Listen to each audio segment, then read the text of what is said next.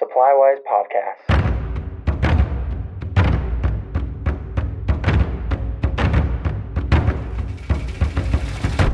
Hello and welcome to SupplyWise, the what and why for residential, commercial, and industrial building supply. I'm your host, Andrew from Mountainland Supply, and we are joined today by Lenore Stevens, the Director of Employee Engagement at Mountainland, both of us remotely from our homes. How's it going, Lenore? Hi, Andrew. I'm good. Good. We're glad to have you on. We had you on a little while ago talking about some stuff with COVID, which is still dominating things. So one aspect of this that we touched on a little bit last time, but we wanted to get a little bit more in depth this time around, is, as we've said, we're both from our homes. There has been a need for a lot of non-essential workers who can telework to be working from home these days.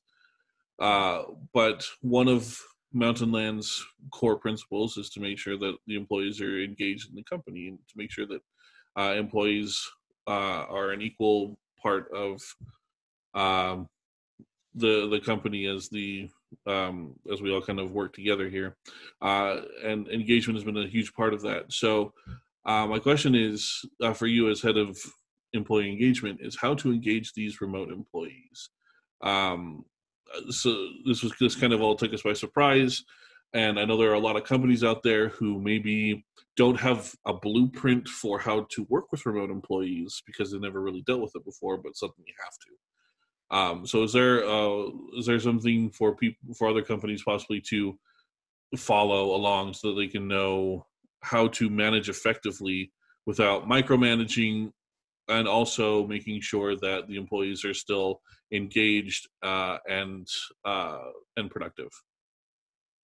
Thanks for asking that. It's a tricky question, and to be honest, we had a small number of employees that telework before this, but obviously early March, our numbers swelled on employees that we had teleworking. And so, we kind of had to look and see how we can really be effective in engaging those employees. I think the challenge is obvious when they're not in an office and you're not there having just, several times a day contact with them.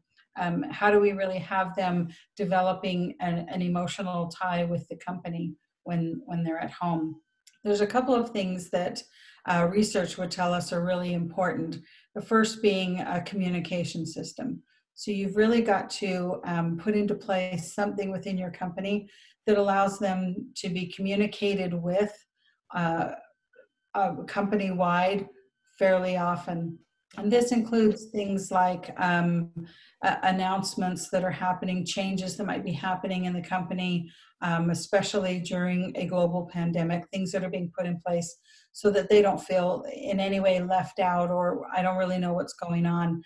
That's one of the key things that can make a remote employee feel like an island and start to feel like they don't matter, or that no one's remembering them, and then sometimes with employees that can lead to a feeling of checking out. And so we wouldn't want that to happen.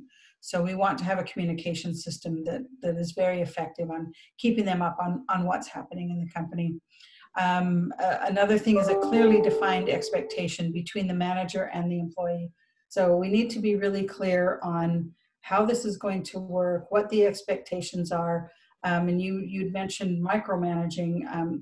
This is where the manager and the employee can negotiate and discuss how often does the manager check in and what things are going to be checked on, and what the expectations of a manager are. You might have an employee that says, well, is it okay if I take my dog for a walk in the middle of the morning? That needs to be negotiated with the manager. Maybe he's like, I'm fine with that.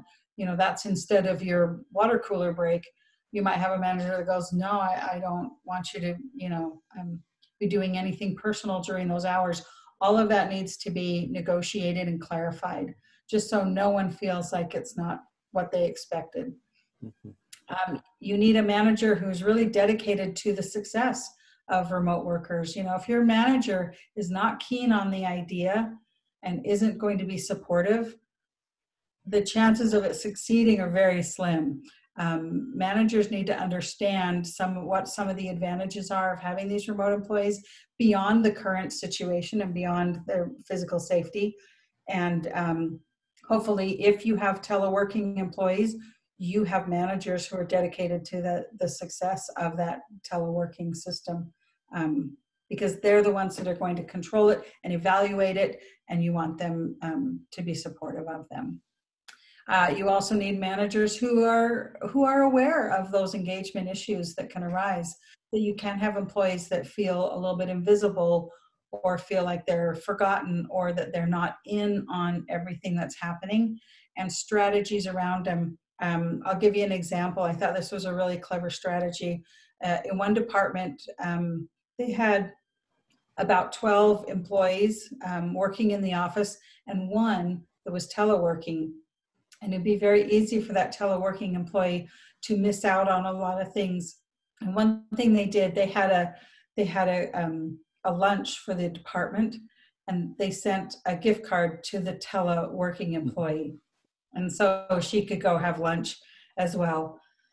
Excuse me, that was not a COVID cough. That's a great way to have a remote employee feel included.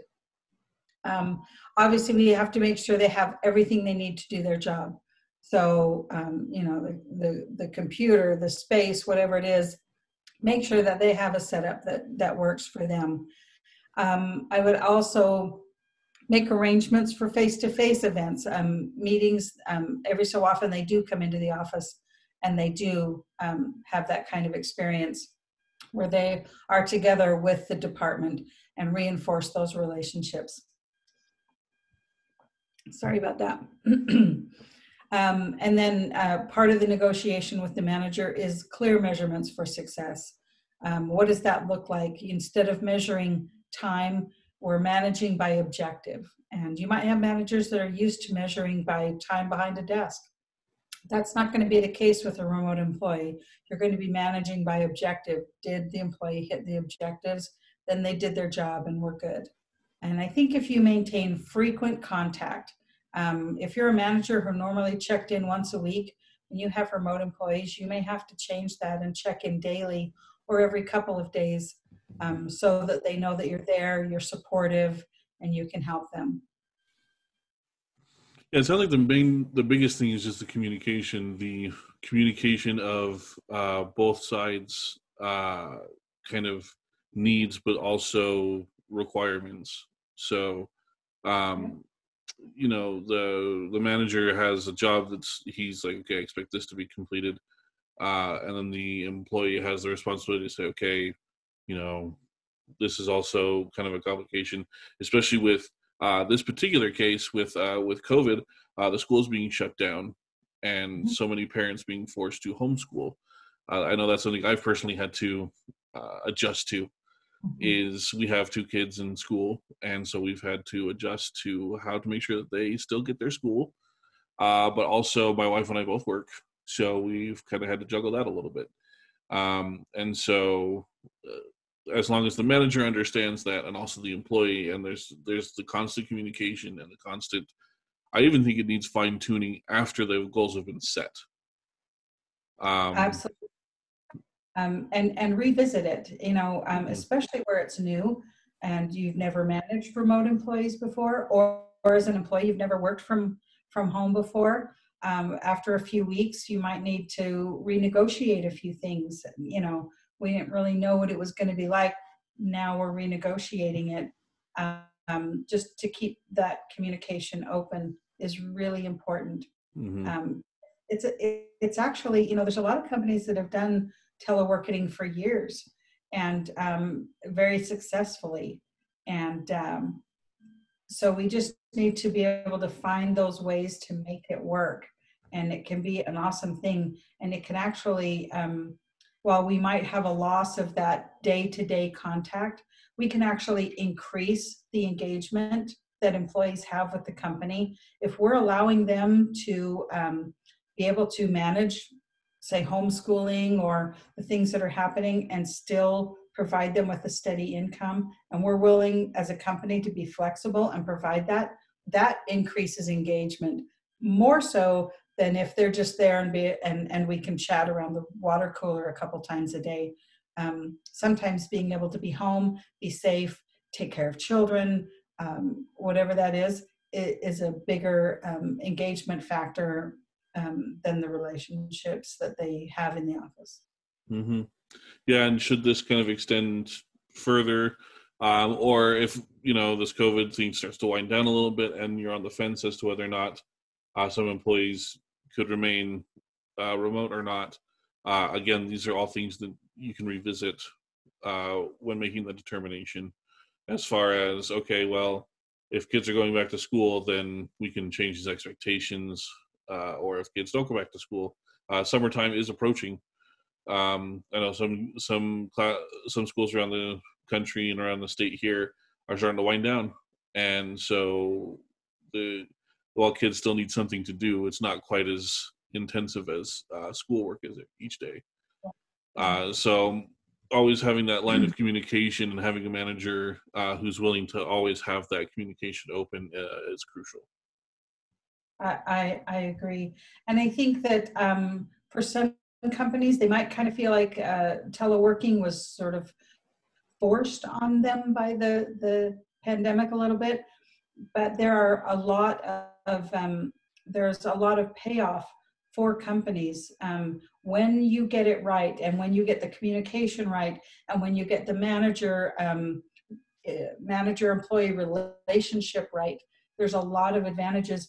One of the biggest ones is that teleworking employees tend to take much less sick leave and vacation time because they're able to sort of integrate that into their lives. I'll give you an example. American Express has a lot of teleworking employees, and they have found that employees that have had surgery can be back at work within just a couple of weeks, whereas to come into an office, it can take up to 6 weeks for even just a normal recovery, because it takes that long to get to the point that you can get up and shower and dress and do your makeup and do your hair and then commute to the office. That's big for someone recovering from surgery. If you can, within a couple of weeks, just be able to sit up and do your emails and take phone calls and do those things, you can start contributing back to the company much sooner. Mm-hmm. And also possibly a reduced costs to the company from everything from office space to on-site amenities, snacks, and all that kind of stuff. Those costs can decrease.